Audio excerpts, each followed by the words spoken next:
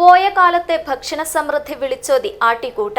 പരിവാര ബണ്ടറ സംഘം കാസർഗോഡ് മേഖലാ കമ്മിറ്റിയുടെ മഹിളാവേദിയുടെ ആഭിമുഖ്യത്തിൽ കെരുവയിലു ശ്രീ ദുർഗാ പരമേശ്വരി ക്ഷേത്ര പ്രാർത്ഥനാ മന്ദിരത്തിലായിരുന്നു കാസർഗോഡ് പരിവാരോത്സവ 2026 കെസറുഗദ്ദെ ആട്ടിക്കൂട്ട എന്ന പേരിൽ വേറിട്ട ഈ പരിപാടി സംഘടിപ്പിച്ചത്.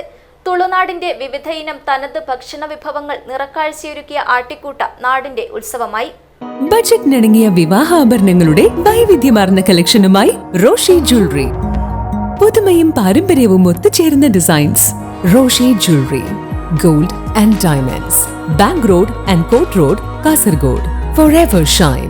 പഴയകാല ഭക്ഷണശീലങ്ങൾ പുതുതലമുറയ്ക്ക് പരിചയപ്പെടുത്താനും ജീവിതശൈലി രോഗങ്ങളിൽ നിന്ന് മുക്തി നേടാനും ലക്ഷ്യമിട്ടാണ് ആടിമാസത്തിൽ ആട്ടിക്കൂട്ട പരിപാടി സംഘടിപ്പിക്കുന്നത്.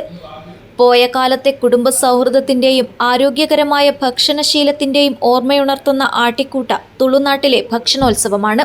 പരിവാര ബണ്ടറ സംഘം കാസർഗോഡ് മേഖലാ മഹിളാവേദിയുടെയും ആഭിമുഖ്യത്തിൽ കെരുവയിലു ശ്രീ ദുർഗാ പരമേശ്വരി ക്ഷേത്ര പ്രാർത്ഥനാ മന്ദിരത്തിലായിരുന്നു കാസർഗോഡ് പരിവാരോത്സവ 2026 പരിപാടി സംഘടിപ്പിച്ചത്.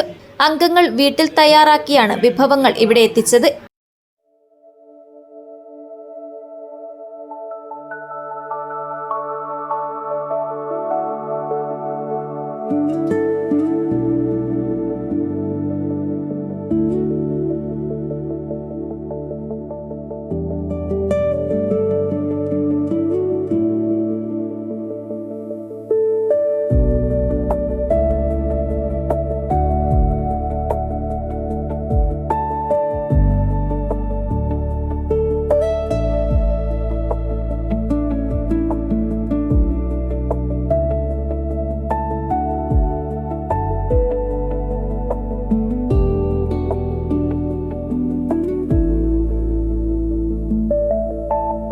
ബണ്ടറ സംഘം ബാംഗ്ലൂർ മേഖലാ കമ്മിറ്റി അംഗം രാഖി നയനചന്ദ്ര നായിക് ഭദ്രദീപം കൊളുത്തി ഉദ്ഘാടനം ചെയ്തു.